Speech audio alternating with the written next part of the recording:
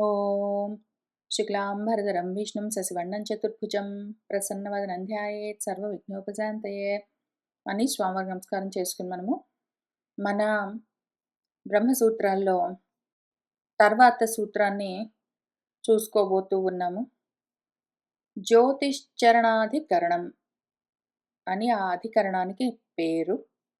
జ్యోతి చరణాభిధానాత్ అని సూత్రము. ఇందులో కూడా ఇదే విషయము. మనము ఏం చేస్తూ వస్తూ ఉన్నామో ఈ బ్రహ్మసూత్రాలని పెట్టుకుని అంటే, వేదాంత వాక్యాలని ఏ విధంగా అనలైజ్ చేసుకోవాలి, ఎందుకు అంటే చాలా జాగ్రత్తగా వాటిని అందులో చెప్తూ ఉన్న తత్వాన్ని గ్రహించవలసి ఉంటుంది. కొంచెము కూడా అటు ఇటు వెళ్ళడానికి లేదు. వేదవాక్యాలు చెప్తూ ఉంటే వాటికి జనరల్గా అర్థం చూసుకుంటూ పోవడమో, అయిండొచ్చులే అనుకోవడమో, మనకు ప్రపంచంలో ఉన్న ఏవో అర్థాలు బాగా ఎక్కువగా ఆకాశం అంటే ఏంటి, ప్రాణం అంటే ఏంటి అని జనరల్గా మనకు తెలిసిన అర్థాలను పెట్టుకొని చూసుకోవడమో, ఇవేవి చేసినా గొప్ప అనర్థం కలుగుతుంది. అసలు పరమార్థము పరబ్రహ్మము సిద్ధించదు. అందుకని కొంచెం కూడా అటు ఇటు వెళ్ళకుండా ప్రతిదాన్ని మనము కూలంకషంగా అనలైజ్ చేయాలి. ప్రతిదాన్ని లోతుగా తరచి తరచి తరచి తరచి చూడాలి. ఒక్క విషయం మాత్రము అనుమానం లేదు. వేదం చెప్పేదంతా పరబ్రహ్మం గురించే. అయితే అది చెప్పడానికి, పరబ్రహ్మం గురించి చెప్పడానికి పదాలు లేవు గాబట్టి, పాపము మన వేదము ఏవో ఒక మాటల్లో చెప్తుంది. ఆ మాటల్ని మనం తీసుకుని వెళ్ళి ప్రపంచంలో వాడుకుంటూ ఉంటాము చాలా భాగము. కొన్ని మాటలకు అసలు అర్థం తెలీదు. కొన్ని మాటలకు అర్థాన్ని ఊహించుకుంటాము. ఈ కారణాల వల్ల వేదం సరిగ్గా అర్థం గాదు. వేదం చెప్తూ ఉన్న వేద ప్రతిపాద్యమైన పరబ్రహ్మం తెలియట్లేదు. అందుకని మనకు ఇంత తాపత్రయము. ప్రతిదాన్ని పెట్టుకొని ఇదేనా కాదా? ఇదేనా కాదా? ఇదేనా కాదా? ఎందుకు అవును? ఎందుకు కాదు?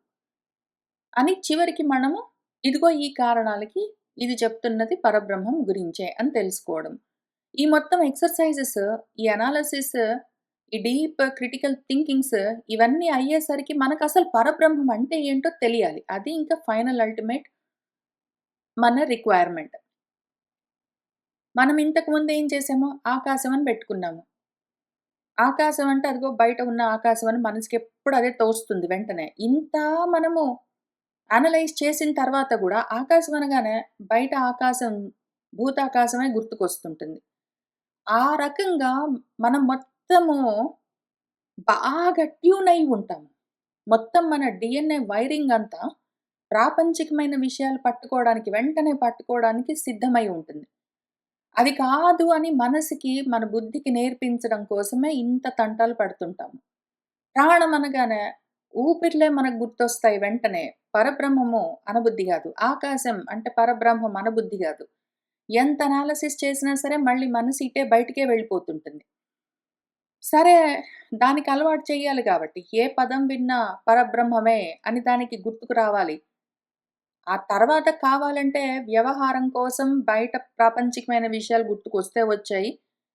దానికి ఈ అలవాటు, ఈ అభ్యాసం చేయడం కోసము మళ్ళీ మొదలుపెట్టుకుందాము. ఈసారి జ్యోతి అని ఒకటి పెట్టుకుందాము. జ్యోతి అనగానే ఏం గుర్తుకొస్తుంది మనకు? మనకెవరైనా ఆడపిల్లలు తెలిసుంటే జ్యోతి అన్న పేరుతో ముందు వాళ్ళెవరైనా ఉంటే గుర్తుకొస్తారు. మనకు తెలిసిన ఆడపిల్లలు ఎవరు తెలియకపోతే ప్రాబబ్లీ సినిమాల్లో ఒకవేళ యాక్టర్స్ ఎవరైనా ఉంటే వాళ్ళు గుర్తుకొస్తారు. ఇంక వాళ్ళు కూడా వెంటనే గుర్తుకు రాకపోతే మనకు తెలిసిన వాళ్ళెవరు, మనుషులెవరు గుర్తుకు రాకపోతే జ్యోతి అన్న పేరు యూజువల్లీ మన ఇళ్లలో ఎక్కడో దగ్గర ఉంటుంది ఎవరికో ఒకళ్ళకి. ఆ జ్యోతులందరూ అయిపోయాక ఈ జ్యోతి కాదంటే నెక్స్ట్ జ్యోతి ఏం గుర్తుకొస్తుంది? దేవుడి దగ్గర పెట్టే దీపము. దీపం పరంజ్యోతి అని అది గుర్తుకొస్తుంది కావాలంటే. ఇంకా ఆ జ్యోతి అయిపోయిన తర్వాత నెక్స్ట్ గుర్తుకొచ్చే జ్యోతేమి? ఆకాశంలో జ్యోతిలాగా ప్రకాశిస్తున్న సూర్యుడు పోనీ. ఈ జ్యోతి గూడా అయిపోయిన తర్వాత ఇంక ఏమి తోచకపోతే ఇంక ఇవన్నీ కావు, కావు, కావు అన్నాక ఇంక చివరికి అయిందేంటంటే అదిగో ఆత్మజ్యోతి అని ఒకటుందిలే పోనీలే అని అది గుర్తుకు రావచ్చు. మనమిప్పుడు వేదం ఏం చెప్తున్నది జ్యోతి గురించి. ఏ జ్యోతి గురించి? ఆ జ్యోతి ఆకాశంలో ఉన్న సూర్యుడి జ్యోతా? భూమి మీద ఉన్న అగ్ని జ్యోతా? నా కడుపులో ఉన్న జఠరాగ్ని జ్యోతా? ఏ జ్యోతి గురించి చెప్తున్నది? అని ఇప్పుడు ఈ యాంగిల్ నుంచి జ్యోతి అన్న పేరు వినగానే పరబ్రహ్మము అని గుర్తుకు రావట్లేదు గదా! వస్తే మంచిది. ఒకవేళ రాకపోతే వేదవాక్యాలను పెట్టుకొని మళ్ళీ దానికి ఈ అభ్యాసం చేద్దాము. మన మనసుకి అదే గుర్తొచ్చే విధంగా ప్రాక్టీస్ చేయిద్దాము. అందుకని మళ్ళీ మొదలుపెట్టుకుందాము. ఇవాళ జ్యోతి అని పెట్టుకున్నాము. ఈ జ్యోతి సంగతేంటో చూద్దాము. మనకు చాందోగ్యోపనిషత్తులో మూడో అధ్యాయంలో ఏదో 13 ఖండంలో ఏడో మంత్రాన్ని పెట్టుకొని ట్రై చేస్తున్నాము. ఈ మంత్రం ఏం చెప్తుంది? అధాయ తతః పరో దివో జ్యోతిః దీప్యతే విశ్వతః పృష్ఠేషు సర్వతః పృష్ఠేషు అనుత్తమేషు ఉత్తమేషు లోకేషు ఇదం వావ తత్యద్ ఇదం అస్మిన్ అంతః పురుషే జ్యోతిః అన్నది ఊరుకుంది.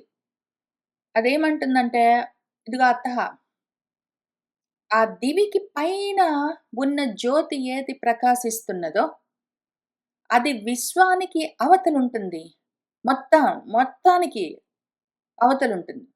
అసలు ఇంక దీన్ని మించినది ఉత్తమమైంది లేదు అని ఏదుంటుందో దానికన్నా గూడా అవతలుంటుంది. అసలు లోకంలో అన్నింటికన్నా ఉత్తమమైన దానికన్నా గూడా అవతలుంటుంది. అట్లా ఉంటుందిది. అట్లా ఉన్న ఆ దివ్యమైన జ్యోతేదున్నదో ఆ దివికి అవతల ఉన్న జ్యోతి ఇప్పుడు అస్మిన్ అంతః పురుషే జ్యోతిః అది ఇది ఒకటే. పురుషుడిలో ఉన్న జ్యోతి అంటే ప్రాణులలో ఉన్న జ్యోతేదున్నదో జఠరాగ్ని అని పిలుస్తాము. లేదా వైశ్వానరుడు అని పిలుస్తాము. ఆ అంతర్జ్యోతిగా ఉన్నదేదున్నదో అదే ఆ పైన దివి కన్నా అవతల ఉన్నది అని ఈ మంత్రం చెప్తున్నది. కనీసం ఇంతకు ముందు మనము ఆకాశము, ప్రాణము అని చూసుకున్న మంత్రాల్లో ఆకాశం అనగానే ఈ ఆకాశం అన్నింటికన్నా చాలా గొప్పది. అన్నీ అందులో నుంచే వస్తాయి. అన్నీ అందులోకే వెళ్తాయి. అని ఏవో కొన్ని గుర్తులు చెప్పడం వల్ల, ఓహో! ఈ గుర్తులను బట్టి చూస్తే ఈ చెప్పబడుతున్న ఆకాశము పరబ్రహ్మము అని మనం కనిపెట్టాము. పోనీ ప్రాణము? అన్నీ అందులో నుంచే వస్తాయి. అన్నీ అందులోకే వెళ్తాయి. అన్నీ దానికన్నా తక్కువే. ఇది అన్నింటికన్నా గొప్పది అనేసరికి సరే ఇది పరబ్రహ్మం అని కనిపెట్టాము. ఇందులో చూసారా? ఏమీ లేదు ఈ మంత్రంలో. అన్నింటికన్నా పైనుంటుంది.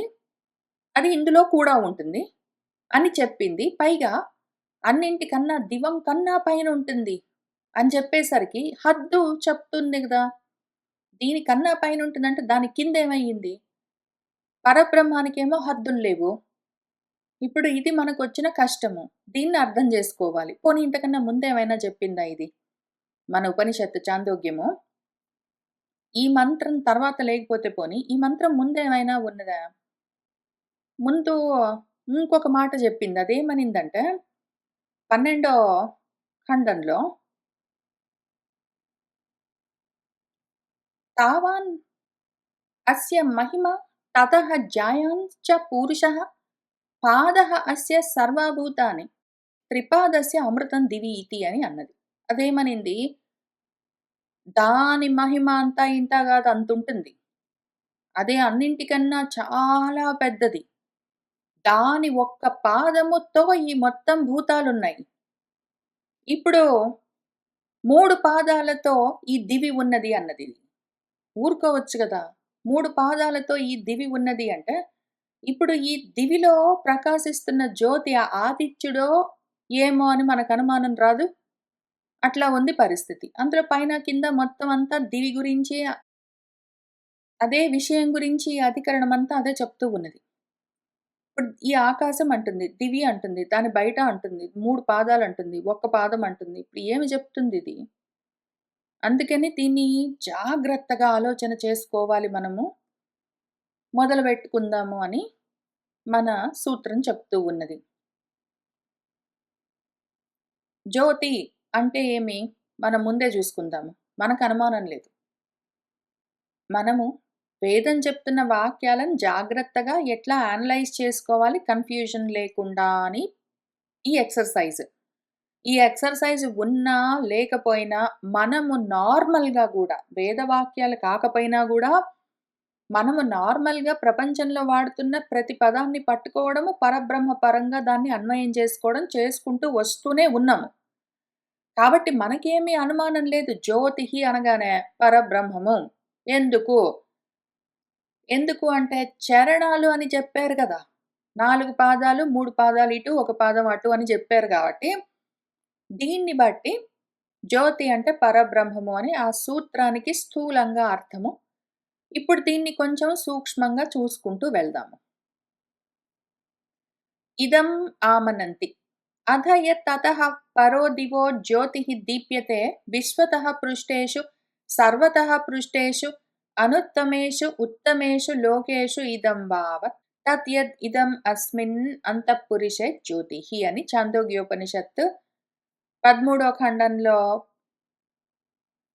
7వ మంత్రంలో ఉన్న విషయము మనం ఇక్కడ చూసుకున్నాం గదా! అది. అని ఉండేసరికి అత్ర సంశయః మనకిప్పుడు అనుమానము. ఈ జ్యోతి అంటే ఏ జ్యోతి? కిం ఇహ జ్యోతిః శబ్దేన ఆదిత్యాది జ్యోతిః అభిధీయతే కిం వా పరమాత్మా ఇతి. ఈ జ్యోతి అన్న శబ్దంతో ఆ ఆదిత్యుడి గురించి ఆదిత్యుడు, అగ్ని, చంద్రుడు మొదలైన జ్యోతులు జ్యోతిర్గణము అని పిలుస్తాము. చాలా జ్యోతులున్నాయి. పెద్ద గణం ఒక సమూహం అంతా ఉంది మనకు. వాటి గురించి ఆ పేరు చెప్తూ ఉన్నదా? కింబా లేకపోతే పరమాత్మ గురించి చెప్తూ ఉన్నదా ఈ జ్యోతి అంటే? చూద్దాము. అర్ధాంతర విషయస్యాపి శబ్దస్య తత్ లింగాత్ అబ్రహ్మ విషయత్వం ఉక్తం. ముందు జ్యోతి అంటే ఏదో ప్రకాశించేది. సూర్యుడో, చంద్రుడో, అగ్నో ఇట్లాంటివి అని ముందు అనుకుందాం. అక్కడి నుంచి మొదలుపెడదాం. అది అవునా కాదా అని ముందు చూసుకొని కాదు అని ఖచ్చితంగా నిర్ధారించుకున్న తర్వాత అవునేంటో చూసుకోవచ్చు గదా! అందుకని. ఇప్పుడు అర్ధాంతర విషయస్యాపి ఇంతకు ముందు మనము ఏవో తత్లింగాత్ అని, ఆకాశస్తత్లింగాత్, ప్రాణస్తత్లింగాత్ అని చూసుకున్నప్పుడు, ఆకాశం, ప్రాణం అన్నప్పుడు ఆ బ్రహ్మలింగాలు చూపించింది ఆ మంత్రము. ఆ వేదవాక్యము పూర్తిగా చూస్తే బ్రహ్మం యొక్క చిహ్నాలు చూపిస్తూ వచ్చింది కాబట్టి మనకు అనుమానం లేదు. అక్కడ అంత సులువుగా ఉండే మనకు. ఇక్కడ ఆ విధంగా లింగాలేమి, చిహ్నాలేమి చూపించకపోవడం వల్ల ఇది ప్రాబబ్లీ అబ్రహ్మ విషయమైండొచ్చు అనుకుందాము. బ్రహ్మం గురించి చెప్పట్లేదు అని ముందైతే అనుకుందాము. ఇహ తు తత్ లింగం ఏవ అస్తి నాస్తి ఇతి విచార్యతే. ఇక్కడ మరసలు లింగాలు గుర్తులు ఉన్నాయా లేవా? వెంటనే చూస్తే ఈ మంత్రంలో మరేమి చెప్పట్లేదు గదా! అన్నీ అందులో నుంచే వస్తాయి. అన్నీ అందులోకే వెళ్తాయి. అన్నింటికన్నా ఇది చాలా పెద్దది. అట్లాంటివేమీ చెప్పట్లేదు గదా! వెంటనే. కాబట్టి ఆ బ్రహ్మకు గురించిన చిహ్నాలు, లింగాలేమైనా ఉన్నాయా? నాస్తి లేవా? అని ముందైతే విచారణ మొదలుపెడదాము. ఇప్పుడు అట్లా విచారిస్తే కిం తావత్ ప్రాప్తం మరైతే మనకు తెలిసిందేమి? ముందు ఏదో ఒక దగ్గర మొదలుపెట్టాలి గాబట్టి ఆదిత్యుడి దగ్గర స్టార్ట్ చేద్దాం. ఆదిత్యాదికం ఏవ జ్యోతిః శబ్దేన పరిగృహ్యతే ఇతి. ఆదిత్యుడు లేదా చంద్రుడు, లేదా అగ్ని, లేదా జఠరాగ్ని ఇవన్నీ అనుకుందాము. వీటినే ఆ జ్యోతి అన్న శబ్దంతో చెప్తూ ఉన్నదో ఏమో, జ్యోతి అన్న శబ్దంతో వీటినే పరిగ్రహించాలి అని అనుకుందాము. ఎందుకు? అని మనమే మళ్ళీ ఆలోచన. ఎందుకనుకోవాలట్లా? జ్యోతి అంటే ఆదిత్యుడు మొదలైనవని ఎందుకనుకోవాలి అంటే, ప్రసిద్ధేహే. జ్యోతి అనగానే ప్రసిద్ధంగా మనకేం తెలుస్తుంది? అదిగో ఆకాశంలో సూర్యుడిని చూస్తే ఆహా! భగభగ ప్రకాశిస్తున్న జ్యోతి స్వరూపం తెలుస్తూనే ఉన్నది. లేదా రాత్రిపూట చూస్తే చంద్రుడు ప్రకాశిస్తూ జ్యోతి స్వరూపంగా కనిపిస్తూనే ఉన్నది. కాబట్టి ప్రసిద్ధంగా తెలుసు మనకు పైగా జ్యోతి అంటే ఇవి ఇట్లాంటివి ప్రకాశించేవి అగ్ని జ్యోతులు అని తెలుస్తూ ఉంటాయి గాబట్టి, ప్రసిద్ధంగా ఉన్న వాటిని ముందు తీసుకొని ప్రయత్నం చేద్దాము. ఇప్పుడు అసలు జ్యోతి అంటే అర్థమేంటో చూద్దాం. తమః జ్యోతిః ఇతి హి ఇమౌ శబ్దౌ పరస్పర ప్రతిద్వంద్వి విషయో ప్రసిద్ధౌ. జ్యోతి అన్నది చీకట్లు అన్నదానికి విరుద్ధమైన విషయం. చీకటి, వెలుగు అన్నవి 2 పరస్పర విరుద్ధమైన విషయాలని మనకు ప్రసిద్ధంగా తెలుసు. ఇప్పుడు చక్షుః వృత్తేః నిరోధకం శార్వరాదికం తమః ఉచ్యతే. తమస్ అంటే అర్థమేమి? శార్వరం అంటే రాత్రి, కటిక చీకటి. కటిక చీకటి లేదా పగలైనా సరే పూర్తిగా డార్క్ రూమ్స్ ఏమైనా ఉంటే అందులో, లేదా పగలు, రాత్రి లేదు ఏ కాలమైనా సరే గుహల్లోకి వెళ్ళామంటే అందులో చక్షుర్వృత్తేః నిరోధకం కంటి యొక్క వృత్తి, కంటికున్న ధర్మమేమి దాని పని చూడ్డం. దాని పనికి నిరోధం కలిగించేదేదున్నదో, కంటికి చూపును లేకుండా చేసేదేదున్నదో దాని పేరు తమస్సు చీకటి అని చెప్తారు. తస్యాహ ఏవ అనుగ్రాహకం ఆదిత్యాదికం జ్యోతిః. ఆ కంటికి ఆ చూపునిచ్చేదేదున్నదో, కంటికి చూపును అనుగ్రహించేవేవుంటాయి? పగలైతే సూర్యుడు, ఏదో కటిక చీకట్లో అగ్ని, ఏదో దీపము మొదలైనవేవైనా ఉంటే వాటిని జ్యోతి అని పిలుస్తాము. కంటికి చూపు లేకుండా చేసే వాటిని చీకట్లు అని, కంటికి చూసే అవకాశాన్ని కల్పించే దాన్ని ప్రకాశము అని పిలుస్తాము జనరల్లీ. తథా దీప్యతే ఇతి ఇయమపి శృతిః ఆదిత్యాది విషయా ప్రసిద్ధా. అట్లానే దీప్యతే దీపిస్తూ ఉన్నది అని శృతి చెప్పేది ఆదిత్యుడో, చంద్రుడో, వేరే నక్షత్రాలో, లేతే భూమి మీద అగ్నో ఇటువంటి విషయాలుగానే ప్రసిద్ధంగా మనకు తెలుస్తూ ఉంటాయి. నహి రూపాదిహీనం బ్రహ్మ దీప్యతే ఇతి ముఖ్యం శృతిం అర్హతి. ఈ జ్యోతి అంటే బ్రహ్మ అనుకుందాం అనుకో. ప్రాబ్లమ్ ఏంటంటే బ్రహ్మకు రూపము మొదలైనవేవి లేవు. అదెట్లా దీపిస్తుంది? ప్రకాశిస్తూ కనిపించాలి గదా! ఇప్పుడు సూర్యుడు ప్రకాశాన్ని ఇస్తూ, తన ప్రకాశంలో తాను కనిపిస్తూ ఉంటాడు. కాబట్టి దానికో రూపముంది సూర్యుడికి. చంద్రుడున్నదంటే, చంద్రుడు ప్రకాశాన్నిస్తూ, దాని ప్రకాశంలో దాన్ని చూసేందుకు అవకాశం ఇస్తూ ఒక రూపంతో ఉంటుంది. అగ్ని దాని వెలుగుతో దాన్ని చూసేందుకు అవకాశం ఇస్తుంది. ఆ రకంగా పరబ్రహ్మ దాని వెలుగులో దాన్ని చూడ్డం కష్టం గదా! దానికో రూపం లేదు గాబట్టి పరబ్రహ్మను మనము చూడలేము. ఇక్కడేమో మంత్రంలో దీప్యతే అనుంది గదా! దీప్యతే అనుంది. దానికి రూపం లేనప్పుడు అదెట్లా కనిపిస్తుంది? కాబట్టి బ్రహ్మ గురించి చెప్పట్లేదో ఏమో, బ్రహ్మ దీనికి ముఖ్య అర్థం కాదో ఏమో, ముఖ్యంగా శృతి బ్రహ్మ గురించి చెప్పట్లేదేమో అని ముందు అనుకుందాము. రెండో కారణము మర్యాదత్వ శృతేః చ. మర్యాద అంటే హద్దు. ఆ పైన ఉన్నది అన్నది గదా! అదేమనింది? అతః దివః పరః అన్నది. ఆ దివికి పైన, అవతల అని జెప్పింది. అవతల అంటే హద్దు చూపిస్తున్నది గదా! ఇవతల ఒకటి, అవతల ఒకటి అని. ఇక్కడికి గీత గీసి, హద్దు గీసి, మర్యాదను గీసి, దాని అవతల ఉన్నది అని చెప్తున్నది గదా! మన పరబ్రహ్మకేమో హద్దులు లేవు మరి. నహి చరాచర బీజస్య బ్రహ్మణః సర్వాత్మకస్య ద్యౌః మర్యాద యుక్త. చరాచరానికి కారణమైన పరబ్రహ్మకు, ఆ సర్వాత్మకుడికి ఆకాశము జౌవన్న మర్యాద హద్దు నయుక్తాహి ఉండదు గదా!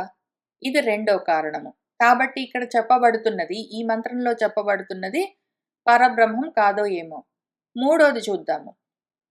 కార్యస్య తు జ్యోతిషః పరిచ్ఛిన్నస్య ద్యౌః మర్యాద స్యాత్.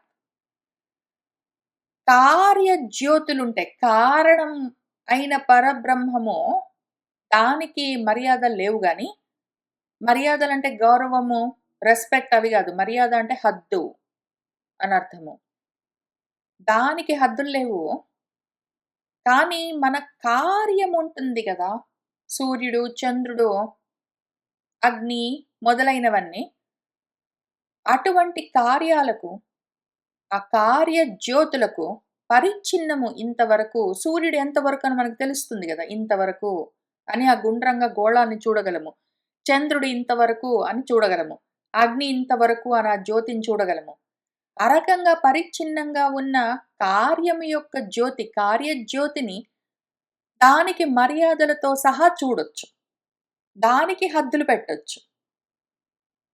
కాబట్టి ఇక్కడ చెప్పబడుతూ ఉన్నది కార్యజ్యోతులే గాని కారణజ్యోతి పరబ్రహ్మము కాదు. పరో దివో జ్యోతి ఇతి చ బ్రాహ్మణం. అసలు బ్రాహ్మణంలో ఏం చెప్పిందది? దివానికి అవతల ఉన్నది అన్నది గదా! ఆ రకంగా దానికి మర్యాద ఉన్నది. మర్యాద ఉంటే మనకా ప్రాబ్లమ్ ఉన్నది. పరబ్రహ్మకు మర్యాదలు లేవు, హద్దులు లేవు. నను కార్యస్యాపి జ్యోతిషః సర్వత్ర గమ్యమానత్వాత్ జుమర్యాదావత్వం అసమంజసం. కార్యజ్యోతులు ఆదిత్యుడు, చంద్రుడు, అగ్ని అని ఏవైనా చూసుకుంటే అవి గూడా సర్వత్ర గమ్యం గదా! పోనీ సూర్యుడిని చూసుకుందాం ఫస్ట్.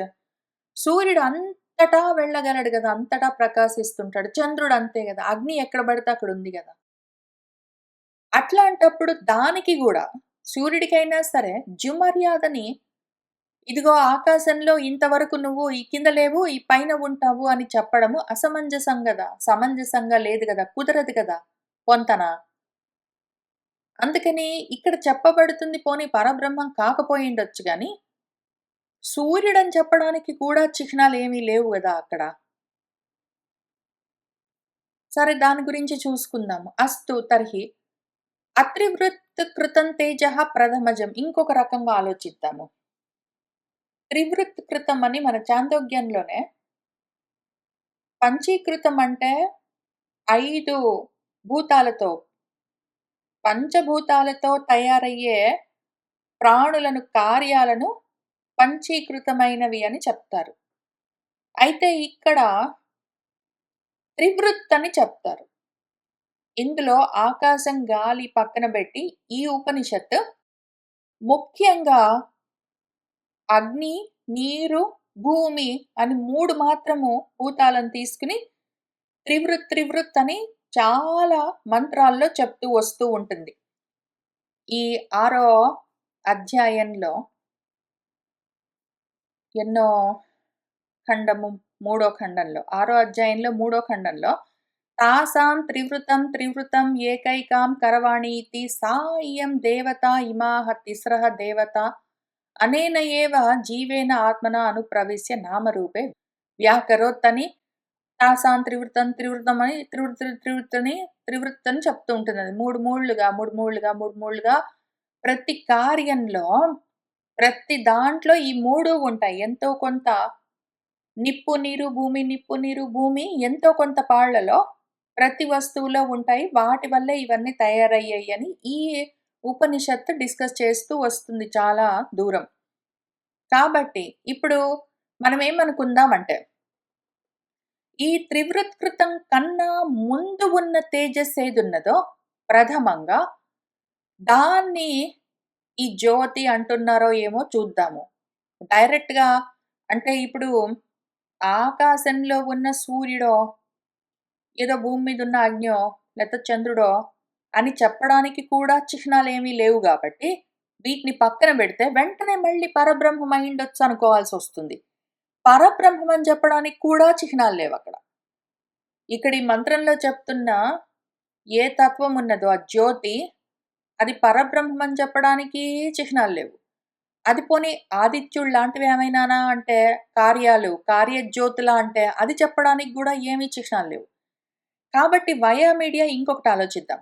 ఈ కార్యజ్యోతులున్నాయి గదా! ఆదిత్యుడు మొదలైనవి. ఇవి తయారయ్యే కన్నా ముందు అత్రివృత్ కృతమైన ఏ కార్యమున్నదో అదొకవేళ తేజస్ అయ్యుండొచ్చు కదా! ప్రప్రథమంగా తయారయ్యింది అని అది గూడా మధ్యలోది ఇంకేమైనా ఉన్నదా అని చూద్దాము. మధ్యలోది ఇంకేమైనా ఉన్నదంటే ఏమీ లేదు. నా ఆ త్రివృత్ కృతస్య తేజసః ప్రయోజన అభావాత్ ఇది. ఒకవేళ ఉంటే గూడా దానికి ప్రయోజనం ఉండదు గాబట్టి, అత్రివృత్కృతమైన తేజస్సు ఉండి ఉపయోగమేమి? మధ్యలో ఇంకొకటి కొత్తగా కృతము తయారవ్వవలసిన ఉంటే స్వయం తేజస్సు అయ్యుండాలి. స్వయం జ్యోతి ఉంటుంది. స్వయం జ్యోతి గాకపోతే కృతమైన తయారు చేయబడ్డ జ్యోతులు ఉండాలి అంటే, దానికేదో ఒక ప్రయోజనం ఉండాలి. ఏం ఉపయోగం లేకుండా ఎందుకు తయారవుతుంది ఏదైనా సరే? కాబట్టి అది గాదు అసలు అట్లాంటిది ఉందో లేదో గూడా తెలీదు మనకి. ఎందుకుండదు ప్రయోజనం చూద్దాం పట్టు. ఇదం ఏవ ప్రయోజనం యత్ ఉపాస్యత్వమితి చేత్ ఒకవేళ వెంటనే డైరెక్ట్‌గా తెలియట్లేదు గదా! పరబ్రహ్మం ఏంటో. ఆత్మజ్యోతి, పరంజ్యోతి మనకు వెంటనే తెలియట్లేదు. అదేమో స్వయం జ్యోతి. మిగిలినవన్నీ మనకు కనిపిస్తున్నవన్నీ కార్యజ్యోతులు, కృతమై ఉన్నవి. తయారైన జ్యోతులు. అవేమో త్రివృత్తుగా తయారై ఉన్నాయి. అగ్ని, నీరు, భూమిగా. ఇప్పుడు అగ్ని, నీరు, భూమిగా త్రివృత్తుగా తయారై ఉన్నవి అవేనా అనుకుందామంటే ఇక్కడ చిహ్నాలు లేవు గాబట్టి, స్వయం జ్యోతి అని చెప్పడానికి గూడా అక్కడ చిహ్నాలు లేవు గాబట్టి, మధ్యలో ఇంకేదైనా ఉందా అంటే, మధ్యలో ఇంక ఉండడానికి ఉంటే ఒకవేళ దానికేమైనా ఉపయోగం ఉందా? అంటే ఉపాస్యమైండొచ్చు గదా! డైరెక్ట్‌గా స్వయం జ్యోతి తెలియట్లేదు గదా! పైగా స్వయం జ్యోతిని మనం ఉపాసించేందుకేమీ లేదు గదా! అదేమో ఉపాసనలో భాగం గాదు, అంగం గాదు, దానివల్ల ఇంకేమీ లేదని అసలు అట్లా ఉన్నదది. కాబట్టి దాన్ని డైరెక్ట్‌గా పరబ్రహ్మాన్ని పరంజ్యోతిగా ఉపాసించడం, స్వయం జ్యోతిగా పైగా ఉపాసించడం కష్టం గాబట్టి, వయా మీడియా కల్పించబడ్డ కానీ త్రివృత్తులతో కాకుండా. త్రివృత్తుగా కాకుండా అంటే నిప్పు, నీరు, భూములుతో కూడి తయారైంది కాకుండా అంతకన్నా ముందు, కానీ స్వయం జ్యోతి కన్నా తర్వాత. అట్లాంటిదొకటేమైనా ఉంటే మనకి అవకాశం ఉంటుంది గదా! ఉపాసన చేయడం కోసము. ఆ ఉపాసన అన్న ప్రయోజనమైనా ఉండొచ్చు కదా! అందుకని ఒక అత్రివృత్తయిన ఒక తేజస్సు ఉండిండొచ్చు గదా! పోనీ ఉందా? అని ఆలోచిద్దాము. నా ఉండేందుకు అవకాశం లేదు. ఎందుకో చూద్దాం. ప్రయోజనాంతర ప్రయుక్తస్య ఏవ ఆదిత్యాదేః ఉపాస్యత్వ దర్శనాత్. ప్రయోజనంతో ఒక ఉపాస్య వస్తువు దైవం కావాలంటే ఆదిత్యుడు ఆల్రెడీ ఉన్నది గదా! ఆదిత్యుడు కాకుండా ఉపాస్యమన్న ప్రయోజనంతో ఇంక వేరేవి ఉన్నాయని మనకేమి కనిపించట్లేదు. ఎందుకు అంటే తాసాం త్రివృతం ఏకైకాం కరవాణి అని చెప్తూనే ఉన్నది గదా! చాలా క్లియర్‌గా. మన ఉపనిషత్తు ఏం చెప్పింది? తాసామ త్రివృతం ప్రతిది ఏకైకం. నువ్వు ఏకం ఏదైనా పట్టుకో. ఏది పట్టుకున్నా సరే ప్రతిది త్రివృతము త్రిపుటులతోటి తయారైంది. ప్రతిది 3 విషయాలతో 3 భూతాలతో తయారై కూర్చుంది. అది లేకుండా ఆ మూడిటితో కాకుండా తయారైన కార్యవస్తువు అసలు ఈ కార్యబ్రహ్మంలో ఎక్కడా లేదు అనే గదా చెప్తున్నది వేదము. కాబట్టి ఉపాసన కోసం కావాలంటే ఆదిత్యుడిని పెట్టుకోవచ్చు అదే ప్రయోజనంగా గాని, అసలు అత్రివృత్కృతమైనది లేనే లేదు. విశేషంగా సెపరేట్‌గా మనకా శృతి చెప్తూనే ఉన్నది. విశేషంగా ఒకటి సెపరేట్‌గా త్రివృత్కృతం గానిది ఇంకోటున్నదని అదేం చెప్పట్లేదు పాపం. నచ అత్రివృత్కృతస్యాపి తేజసః మర్యాదత్వం ప్రసిద్ధం. పైగా అత్రివృత్కృతమైన తేజస్సు త్రివృత్తులతో సంబంధం లేకుండా తయారైన తేజస్సేదున్నదో, దానికి మళ్ళీ జుమర్యాద ఉన్నది అని ఎక్కడ చెప్పిందది? ఇక్కడ అదేమైనా పోనీ అది చెప్పిందా? త్రివృత్కృతం కాకుండా అత్రివృత్కృతమైనది ఒకటున్నది జ్యోతి. దాని గురించి చెప్తున్నాను. అది దివః పరః అని ఏమైనా ఉన్నదా అక్కడ? లేదు గదా! కాబట్టి పైగా మర్యాదలతో ఉన్న తేజస్సు, హద్దులతో ఉన్న తేజస్సు గురించి చెప్పాలంటే ప్రతిది కృతము. లేకపోతే అత్రివృత్కృతమైన తేజస్సు, స్వయం తేజస్సేదున్నదో, స్వయం జ్యోతి దానికి మర్యాదలు లేవు. అది విషయము. అస్తు తర్హి త్రివృత్కృతం ఏవ తేజః జ్యోతి శబ్దం. అందుకనే మనం ఏమనుకుందామంటే జ్యోతి శబ్దంతో ఇక్కడ చెప్పబడుతున్నది జ్యోతి అనేది చెప్పిందో, అది త్రివృత్కృతమైన కార్యజ్యోతి అనే అనుకుందాం పట్టిప్పటికి. అని మనం అంత దూరం వచ్చాం. అక్కడికొచ్చేసరికి ఏం జరిగింది? నను ఉక్తం అర్వాకపి దివః అవగమ్యతే అజ్ఞాదికం జ్యోతిః ఇతి. ఇప్పుడు దివానికి కింద ఉన్నది అగ్ని మొదలైనది జ్యోతి అనుకోవచ్చు. పోనీ సూర్యుడిని పక్కన పెడదాం. సూర్యుడితోటి మనకు కుదిరేటట్టు లేదు. సూర్యుడిని పక్కన పెట్టి అగ్నిని చూద్దాం. అగ్ని ఏమున్నది? దివానికి కింద ఉన్నది అని చెప్తున్నారు గదా! ఆ జ్యోతి గురించి ఒకవేళ అంటూ ఉన్నదేమో చూద్దాము అని ఇంకొక రకంగా ఆలోచిస్తున్నాము. అనుకోవచ్చు నయేషః దోషః పర్వాలేదు. ఆకాశంలో సూర్యుడనుకుంటే భూమి మీద జ్యోతనుకోవచ్చు అయితే ఏమైంది? సర్వత్రాపి గమ్యమానస్య జ్యోతిషః పరో దివః ఇతి ఉపాసనార్థః ప్రదేశ విశేష పరిగ్రహః న విరుధ్యతే. ఇప్పుడు సర్వత్రా గమ్యమానస్య అంతటా ఉండగలిగిన ఆ జ్యోతిష్, ఆ ప్రకాశం, ఆ వెలుగేదున్నదో అది దివానికి పరంగా గూడా ఉపాసనార్థం ఉండొచ్చు. అటువంటప్పుడు ఈ ప్రదేశం, ఆ ప్రదేశం అని పరిగ్రహించడంలో తప్పేమీ లేదు, విరోధం లేదు. నతు నిష్ప్రదేశస్యాపి బ్రహ్మణః ప్రదేశ విశేష కల్పన భాగిని. అయితే కానీ ఈ ప్రదేశం, ఆ ప్రదేశం అని చెప్పడానికి వీల్లేకుండా ఉన్న పరబ్రహ్మము గురించి ఇదిగో దివికి కింద అని ఒక ప్రదేశాన్ని, ఒక విశేషాన్ని సెపరేట్‌గా కల్పించడం అన్నది మాత్రం నా భాగిని కుదరదు. సర్వతః పృష్టేషు అనుత్తమేషు ఉత్తమేషు లోకేషు ఇతి చ ఆధార బహుత్వ శృతిః కార్యే జ్యోతిషు ఉపపద్యత ఇతరాం.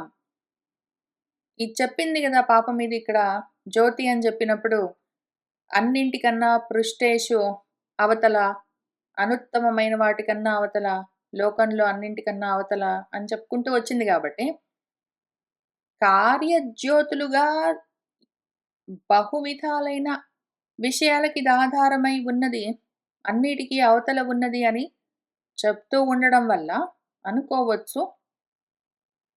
ఇదం వావ తద్యత్ ఇదం అస్మిన్ అంతఃపురుషే జ్యోతిః అన్నది. ఇంక పైగా అదేం చెప్పింది? నువ్వు ఆ పైనేది జూస్తున్నావో, పైనైనా ఎక్కడైనా సరే, అన్నింటికి అవతలున్న జ్యోతేదున్నదో, అది మళ్ళీ అంతఃపురుషే జ్యోతిః పురుషుడి అంతంలో, పురుషుడు అంటే మనిషి అని చూసుకోవడానికి వీల్లేదు. పురిసేతైతి అని పురాల్లో నివసించే ఏ ప్రాణికైనా సరే, ప్రతి ప్రాణికి లోపల ఉన్నది అంతఃపురుషుడిగా, మళ్ళీ అదే జ్యోతి అని చెప్తున్నది గదా! కాబట్టి మనమేం అర్థం జేసుకోవచ్చంటే, ఇతి చ కౌక్షేయే జ్యోతిః పరంజ్యోతిః అధ్యస్యమానం దృశ్యతే. ఇప్పుడు ఆ పరంజ్యోతి ఏదున్నదో దాన్ని తీసుకొనొచ్చి, ఆ కుక్షి లోపల, కడుపు లోపల ఉన్న జ్యోతేదున్నదో జఠరాగ్ని అని పిలుస్తాము. దాని పైన ఆ పరంజ్యోతిని అధ్యాస చేసినట్టుగా కనిపిస్తూ ఉన్నది మనకు. సారూప్య నిమిత్తాః చ అధ్యాసా భవంతి. ఏదైనా సారూప్యం ఉండాలి. 2 ఒకేలాగా ఉంటే ఏదో ఒక గుణము రెండిట్లల్లో కనిపిస్తే అప్పుడు మనం అధ్యాస చేయొచ్చు.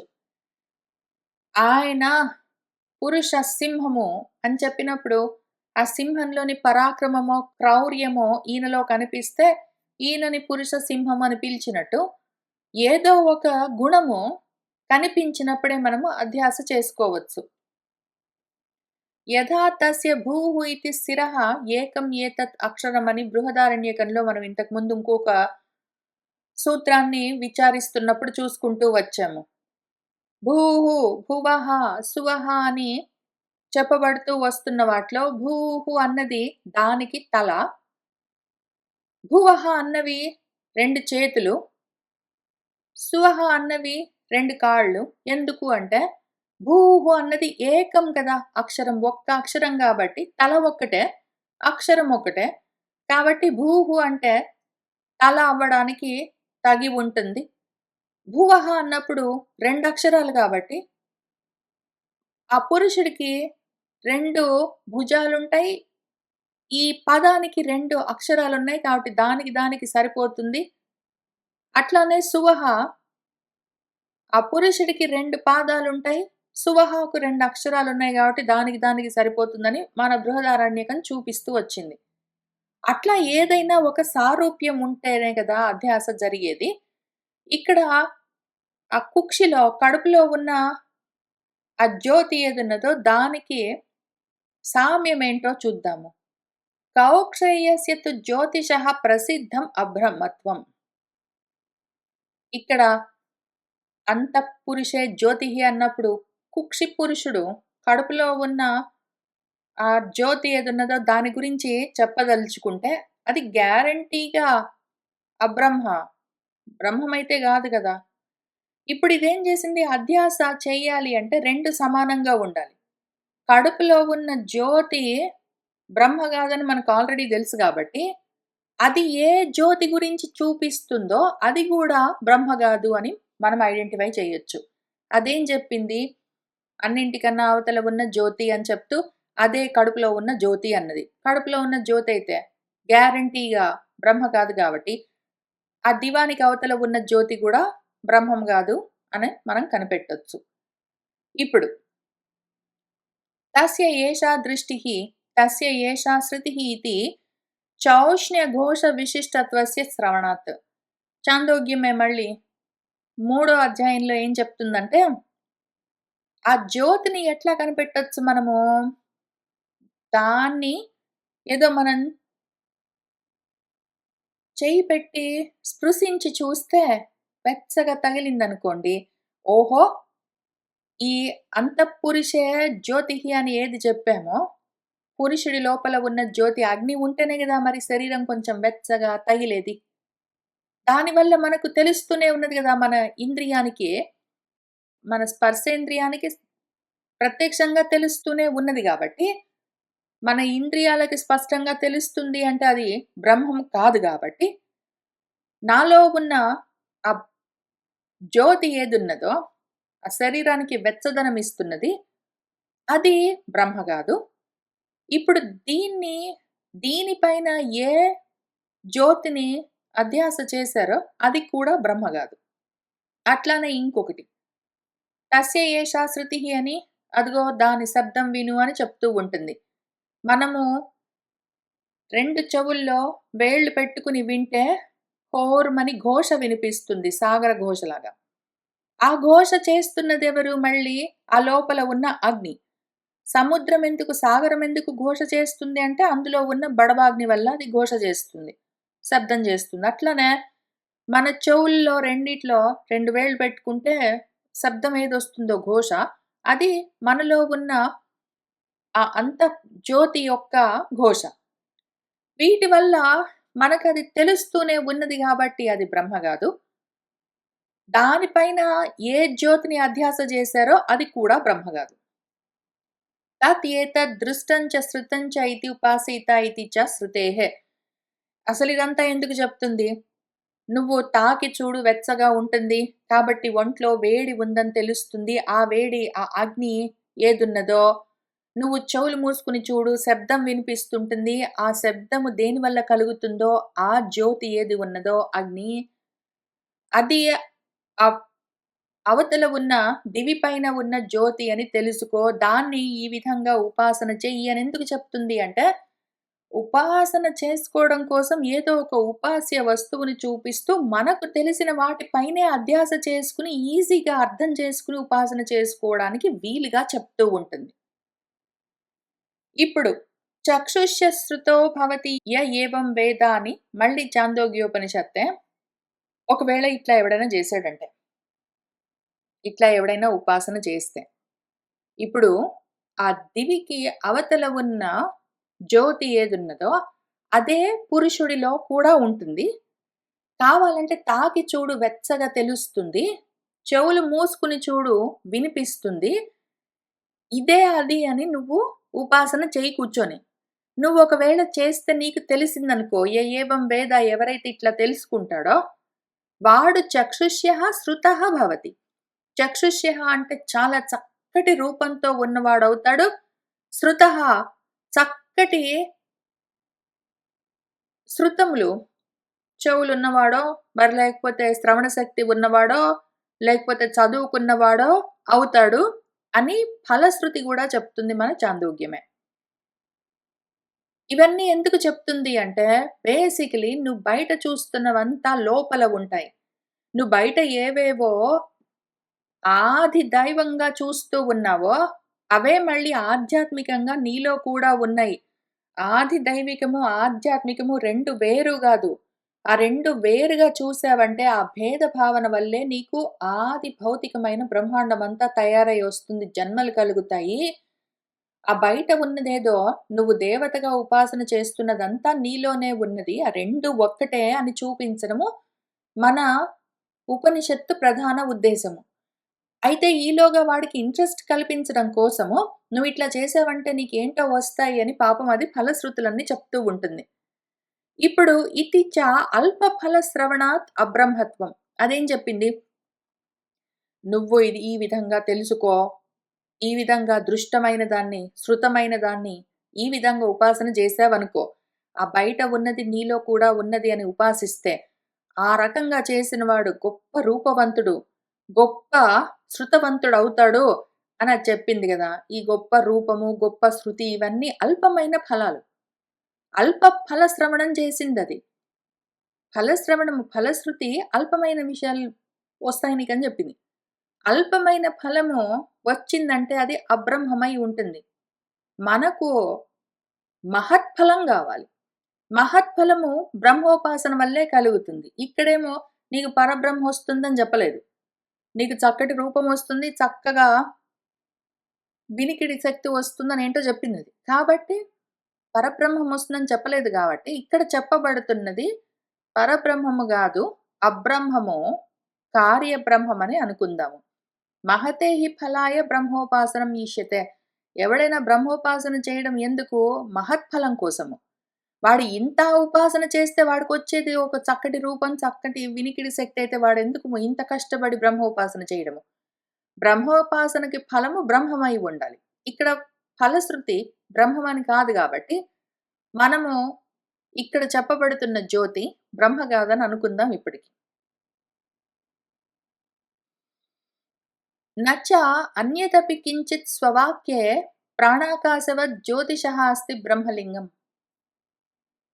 ఇంకొక ప్రాబ్లమ్ మనకేంటంటే, ఇక్కడ ఈ మంత్రంలో కనీసం ఇంతకు ముందు ప్రాణమో, ఆకాశమో చెప్తూ ఉన్న సమయంలో ఆకాశంలో నుంచి అన్నొస్తాయి. అందులో నుంచే అన్నీ ఉంటాయి. అందులోకే అన్నీ వెళ్ళిపోతాయి. అన్నిటికన్నా పెద్దది లేతే ప్రాణం అన్నీ అందులో నుంచే వస్తాయి. అన్నిటికన్నా అది పెద్దది. ఇట్లాంటివన్నీ చెప్పుకుంటూ వచ్చింది ఏవో ఒకటి.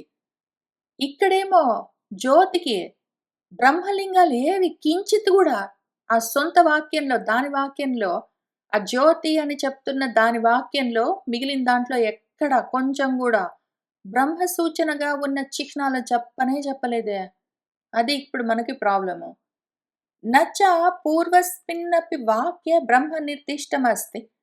గాయత్రీ వా ఇదం సర్వం భూతమితి ఛందో నిర్దేశాత్. పోనీ ఇంతకు ముందు చెప్పిందంటే అదేం చేసింది? గాయత్రి ఛందస్సు గురించి చెప్తూ వచ్చింది. అదేం చెప్పిందంటే అంతకన్నా ముందున్న వాక్యాల్లో బ్రహ్మని నిర్దేశించడం కోసం అని మొదలుపెట్టుకుంటూ, ఇదిగో ఇది మొత్తము గాయత్రి అని ఛందస్సు, గాయత్రి ఛందస్సు గురించి చెప్పుకుంటొచ్చింది. అథాపి కథంచిత్ పూర్వస్మిన్ వాక్యే బ్రహ్మ నిర్దిష్టం స్యాత్యేవమపి న తస్య ఇహ ప్రత్యభిజ్ఞానం అస్తి. అంతకన్నా ముందెక్కడైనా వేరే వాక్యాల్లో, పోనీ ఈ జ్యోతి అన్న మంత్రంలో ఉన్న మిగిలిన వేదవాక్యంలో ఎక్కడైనా బ్రహ్మ చిహ్నాలున్నాయా అంటే, ఆహా! లేవు. పోనీ పైన? పోనీ పైన ఎక్కడైనా ఉన్నాయా అంటే, లేవు. పోనీ అంతకన్నా ముందు ఖండంలో అదేంటో కూర్చొని గాయత్రి ఛందస్సు గురించి చెప్పుకుంటొచ్చింది. కాబట్టి బ్రహ్మను నిర్దేశించే వాక్యాలు ఒకవేళ ఉంటే గూడా గుర్తుపట్టడానికి లేకుండా ఉన్నాయి. తత్ర హి త్రిపాదస్య అమృతం దివి అని మళ్ళీ పైగా జౌహు అధికరణత్వేన శ్రూయతే. ఇంక ఊరుకోకుండా అది. అసలే సరిగ్గా లేదు, అర్థం అవ్వడానికి క్లియర్‌గా లేదంటే, ఈ 12 ఖండంలో ఎన్నో మంత్రము, ఒకటో మంత్రము, ఆరో మంత్రం వాటిలో గాయత్రీ వా ఇదం సర్వం భూతం యదిదం కించ వాగ్వై గాయత్రి వాగ్వా ఇదం సర్వం భూతం గాయత్రి అని చెప్తూ ఇక్కడంతా గాయత్రి ఛందస్సు గురించి చెప్తూ వచ్చిందది. ఇక్కడ ఎక్కడ గూడా ఎంత దూరం వెళ్ళినా సరే, కావాలంటే ఇదిగో దానికి ఒక పాదము మొత్తం సర్వభూతాలు, 3 పాదాలు అదివి అని చెప్తుంది మళ్ళీ. 3 పాదాలు అదివి అంటుంది. 3 పాదాల దివి అంటే, ఆ దివికి పరంగా ఉన్న జ్యోతి గురించి చెప్తూ ఉన్న ఆ బ్రహ్మ గురించి ఏమి ఇన్ఫర్మేషన్ క్లియర్‌గా లేదు. ఉన్నదా ఒక్కటేమో మొత్తం భూతాలన్నీ ఇంకొక పాదం నుంచొచ్చాయి అంటుంది. ఎటునుంచి ఎటు సైడ్ చూడాలి దాన్నిప్పుడు? దాన్ని చూస్తుంటే అసలు ఆ మంత్రాలను చూస్తుంటే అనుమానమేమొస్తుంది? అది చెప్తున్నది ఆ దివిలో ఉన్న జ్యోతి గురించో ఏమో అని అనిపిస్తున్నది. అతః పునః పరో దివో జ్యోతి అని మళ్ళీ జౌహు మర్యాద త్వేన. దానికి అవతల ఉన్నది అని ఒక మర్యాద చూపిస్తుంది. 3 పాదాలు దివం అంటుంది. దివి అంటుంది. ఆ దివికి పైన ఉన్నది ఇంకేదో అని మర్యాద చూపిస్తుంది. తస్మాత్ ప్రాకృతం జ్యోతిః గ్రాహ్యమితి ఏవం ప్రాప్తే భ్రూమః. ఇన్ని కారణాలకి ఇక్కడ ప్రాకృతము, ప్రకృష్టంగా కృతమయ్యింది. అప్రాకృతమైన అంటే కల్పించబడని ఏ స్వయం జ్యోతి ఉన్నదో అది గాదు. ప్రాకృతమైన, కల్పించబడ్డ, కృతమైన త్రివృత్తుగా కృతమైన పరంజ్యోతిగానే ఇక్కడ మనము ఆ జ్యోతి శబ్దానికి అర్థాన్ని గ్రహించవలసి ఉన్నది అని మనము తీర్మానించుకోవడానికి వచ్చేసరికే ఇంకా చెప్తూ ఉన్నారు. కాదు. ఇహ జ్యోతిః బ్రహ్మగ్రాహ్యం. ఇక్కడ చెప్పబడుతున్న జ్యోతి పరబ్రహ్మమే అని మనం పట్టుకోవాలి. ఎందుకు అంటే, అదిగో మన గురువుగారు సూత్రకారులో ఒక సూత్రాన్నిచ్చారు. చరణాభిధానాత్ అన్నారు. ఆయనేమన్నారు? జ్యోతిః అంటే బ్రహ్మమని అర్థం చేసుకో. ఎందుకు? చరణము అని చెప్పింది కాబట్టి. చరణాల గురించి చెప్పిందది. చరణాలు అన్నది. చరణాలు అని పేరు పెట్టింది గాబట్టి, ఆ పేరెత్తడం వల్ల మనము దాన్ని అట్లా అర్థం జేసుకోవాలి. పాదాభిధానాత్ ఇతి అర్థః. చరణాలంటే పాదాలు. పాదాలంటే భాగాలు. 4 భాగాలుగా 4 పార్ట్స్‌గా ఉన్నది. 3 పార్ట్స్ ఇటు, 1 పార్ట్ అటు అని అది చెప్తూ ఉంటుంది. ఇది చెప్పడం వల్ల ఈ మంత్రంలో అది 4 భాగాలని అట్లా చెప్తూ వచ్చింది గాబట్టి, చూద్దాం అదసలు ఏం జెప్తుందో చూద్దాం ఇక్కడ మనము. పూర్వస్మిన్ వాక్యే చతుష్పాద్ బ్రహ్మ నిర్దిష్టం. ఇప్పుడు మనం చూసుకున్న ఈ మంత్రం ఏదున్నదో, ఈ ఏడవ మంత్రంలో జ్యోతి అని చెప్పిన దానికన్నా ముందున్న మంత్రంలో అది చతుష్పాదములతో ఉన్న బ్రహ్మ గురించి చెప్తూ తావాన్ అస్య మహిమ తతః జాయాన్శ్చ పూరుషః పాదః అస్య సర్వభూతాని త్రిపాదస్య అమృతం దివి అని చెప్పింది గదా! ఇతి అనేన మంత్రేణ. ఈ మంత్రంతో అదేం చెప్పింది? దాని మహిమ అంతా ఉంటుంది. అదన్నింటికన్నా పెద్దది. దాని ఒక్క పాదంతో మొత్తం భూతాలన్నీ తయారయ్యాయి. మిగిలిన 3 పాదాలతో అమృతమయమైన దివి ఉన్నది అని చెప్పిందది. అందులో యచ్చతుష్పాదః బ్రహ్మణః త్రిపాదమమృతం జుసంబంధి రూపం నిర్దిష్టం తత్యేవ ఇహ జుసంబంధాత్ నిర్దిష్టం ఇతి ప్రత్యభిజ్ఞాయతే.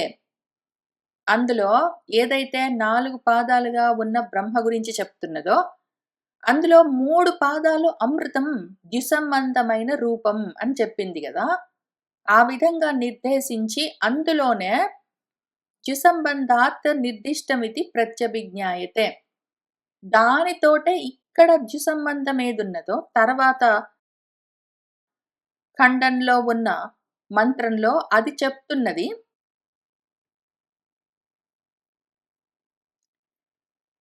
దివోపరో జ్యోతిః అని ఏది చెప్తున్నదో, ఈ దివి సంబంధము అదే అని మనము అర్థం చేసుకోవాలి. పైగా అదేం చేస్తుందంటే, తత్పరిత్యజ్య ప్రాకృతం జ్యోతిః కల్పయతః ప్రకృతహానా ప్రకృతే ప్రక్రియే ప్రసజ్యేయతాం.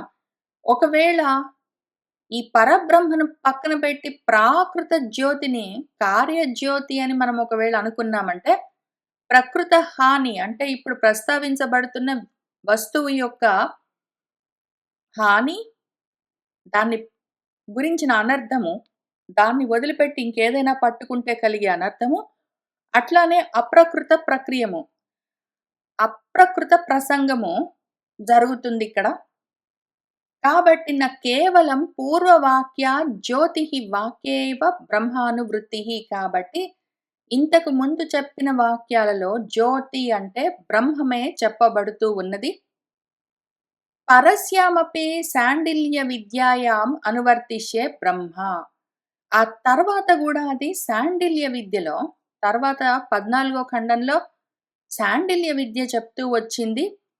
ఇందులో అది చాలా ముఖ్యంగా మళ్ళీ పరమాత్మ గురించే ప్రస్తావిస్తూ వచ్చింది. ఇక్కడ శాండిల్యః అని చెప్తూ ఉన్నది ఏ శాండిల్య విద్య ఉన్నదో అది మళ్ళీ బ్రహ్మ విద్య. కాబట్టి ముందు చెప్పబడుతున్న దాంట్లో కూడా 4 పాదాలుగా ఉన్న దాంట్లో 3 పాదాలు అమృతం దివి అని చెప్పిందేదున్నదో, ఆ దివి సంబంధమైన విషయమే మనము ఇక్కడ చూసుకుంటూ ఉన్న జ్యోతి అన్న పదమున్న మంత్రం దగ్గర ఉన్న అర్థము. ఈ దివికి అదే అర్థము. అమృతం దివి అని ఏది చెప్పిందో అది. ఆ పైన అదే చెప్పింది పాపం మన వేదవాక్యం. ఇక్కడ అదే చెప్తున్నది. కింద శాండిల్యః అని ఏది చెప్తున్నదో శాండిల్య విద్య, ఆ బ్రహ్మ విద్య కూడా దాన్నే అనువర్తిస్తూ ఉన్నది ఆ పరబ్రహ్మనే. తస్మాత్ ఇహ జ్యోతిః ఇతి బ్రహ్మ ప్రతిపత్తవ్యం. అందుకని ఇక్కడ మనము జ్యోతి అన్న శబ్దంతో చెప్పబడుతూ ఉన్నది పరబ్రహ్మమే అని తీసుకోవలసి ఉంటుంది. అప్పుడు మనకి ఇంకొక క్వశ్చన్ ఏమి అంటే, యత్తు ఉక్తం జ్యోతిః దీప్యతే ఇతి చ ఏతౌ శబ్దౌ కార్య జ్యోతిషి ప్రసిద్ధౌ ఇతి. మామూలుగా కార్య జ్యోతులు అంటే కల్పించబడ్డ జ్యోతులు త్రివృత్తుగా భూతాలతో, పంచభూతాలు ఇక్కడ 3 భూతాలు, వీటితో కల్పించబడ్డ జ్యోతులేవున్నాయో ఆదిత్యుడు, అగ్ని మొదలైనవి, వాటి పరంగా ప్రసిద్ధంగా వాడుతూ ఉంటాం గదా! జ్యోతి అన్న పదము, దీప్యతే ప్రకాశిస్తున్నది అన్న పదము అని మనకొక ప్రశ్న వస్తుంది. అప్పుడు దానికి అర్థమేమి అంటే, దానికి మనం చూసుకోగలిగిన జవాబేమి అంటే, అయం న దోషః, అందులో దోషమేమీ లేదు. ప్రకరణాత్ బ్రహ్మావగమే సతి అనయోః శబ్దయోః అవిశేషకత్వాత్. అసలు ఈ చెప్పబడుతున్న ప్రకరణమే బ్రహ్మము గురించి మనకు అర్థం చెప్పడం కోసము, మనకు ఆ అవగాహన కలగడం కోసమే ఉండగా, ఈ 2 శబ్దాలు అక్కడ ఉపయోగిస్తే కూడా అవి మళ్ళీ పరబ్రహ్మంగానే పనిచేస్తాయి. దీప్యమాన కార్య జ్యోతిః ఉపలక్షితే బ్రహ్మణి అపి ప్రయోగ సంభవాత్. ఆత్మజ్యోతిగా, స్వయం జ్యోతిగా ప్రకాశిస్తూ ఉన్నది, దీప్యమానమై ఉన్నది. దాని గురించి చెప్తూ ఉన్న సందర్భంలో, పరబ్రహ్మ గురించి చెప్తూ ఉన్న సందర్భంలో దీపిస్తూ ఉన్నది, ప్రకాశిస్తున్నది అని చెప్పడంలో తప్పేమీ లేదు. అటువంటి ప్రయోగాలు కూడా ఉంటాయి. మనకు వేదము అటువంటి ప్రయోగాలు చాలా చేసింది. పరబ్రహ్మం గురించి చెప్తూ ఉన్నప్పుడు ప్రకాశిస్తుంది అని చెప్పడము చాలా చోట్ల చేసింది. ఏన సూర్యః తపతి తేజసి ఇద్ధః. ఎవరి వల్లనైతే సూర్యుడు తపిస్తూ ఉంటాడో, ఎవరి వల్లనైతే ఇద్ధః తేజసి అందులోని తేజస్సు ఉన్నదో అని తైత్తిరీయ బ్రాహ్మణంలో కూడా ఉన్నాయి చాలా మంత్రవర్ణాల్లో. ఆ తర్వాత యత్వా నా అయం జ్యోతిః శబ్దః చక్షుః వృత్తేః ఏవ అనుగ్రాహకే తేజసి వర్తతే అన్యత్రాపి ప్రయోగ దర్శనాత్. ఇక్కడ ఒకవేళ జ్యోతి అన్న శబ్దంతో అంటే కళ్ళకు కనిపించాలి కదా! దీప్యతే అంటే కళ్ళకు కనిపించాలి కదా! అది ప్రకాశిస్తూ ఉంటే. అందుకని దాన్ని మనము స్వయం జ్యోతి గురించి ఎట్లా చెప్తాము? దానికేమో రూపం లేదు, అవయవాలు లేవు, అది కనిపించదు గదా! అంటే, అప్పుడు తేజస్సు గురించి చెప్పబడుతున్న వేరే ప్రయోగాలు గూడా చూద్దాం. వాచయేవాయం జ్యోతిషాహత్తే అది జ్యోతిషులకే జ్యోతిషై ఉన్నది. మనోజ్యోతిః జుషతాం మనోజ్యోతిగా ఉన్నది అని తైత్తిరీయ బ్రాహ్మణంలో, బృహదారణ్యకంలో గూడా ఉన్నాయి. తస్మాత్ యద్యత్ కస్యచిత్ అవభాసకం తత్తజ్యోతిః శబ్దేన అభిధీయతే. ఏదేదైతే ప్రకాశింపచేస్తుందో దాన్ని కూడా జ్యోతి అని పిలుస్తాము. దానంతట అది వెలిగేదాన్ని జ్యోతి అని పిలుస్తాము సరే గాని, అన్నింటినీ ప్రకాశింపచేసేదాన్ని కూడా జ్యోతి అని పిలుస్తాము.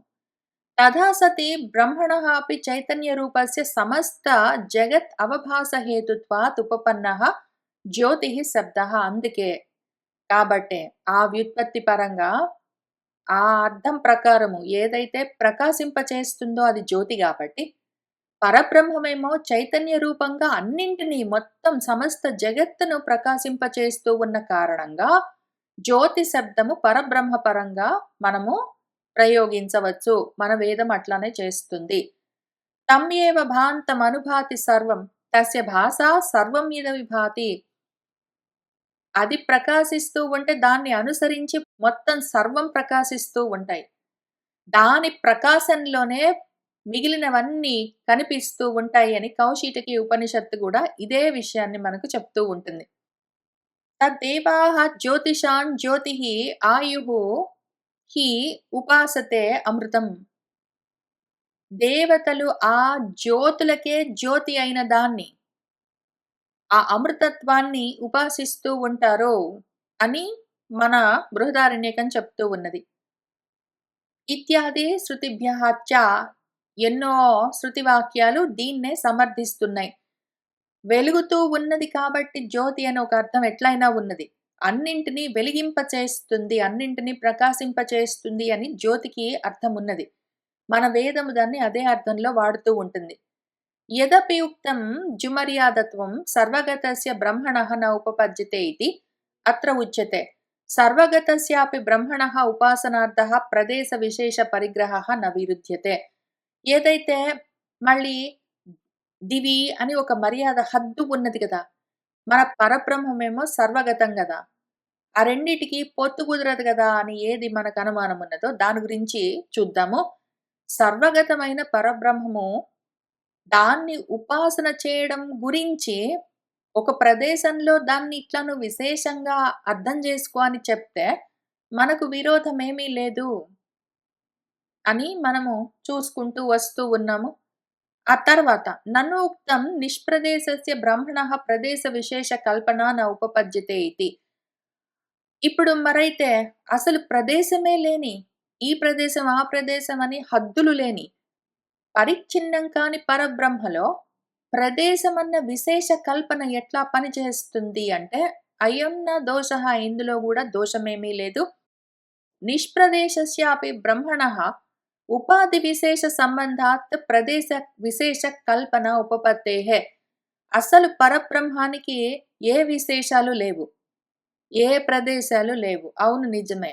కానీ ఉపాధి విశేష సంబంధంగా మాత్రము ప్రదేశాలు ఉండడంలో తప్పేమీ లేదు. తదా హి ఆదిత్యః చక్షుషి హృదయే ఇతి ప్రదేశ విశేష సంబంధాన్ని బ్రహ్మణః ఉపాసనాని శ్రూయంతే. అందుకనే ఆ పరబ్రహ్మను ఆదిత్యుడిలో ఆదిత్యాంతర్గత పురుషుడిగా ఉపాసన చెయ్యి. అదిగో ఆ పరబ్రహ్మాన్ని నీ అక్షి పురుషుడిగా ఉపాసన చెయ్యి.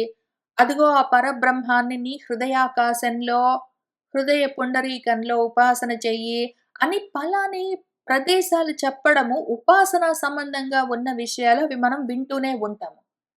ఏతేనా విశ్వతః పృస్థేషు అని ఇక్కడ చెప్తున్నది. ఏవైతే విశ్వతః పృష్టేషు, సర్వతః పృష్టేషు అని చెప్తా అన్నింటికన్నా పైన, అన్నింటికన్నా పైన అని చెప్తున్నది.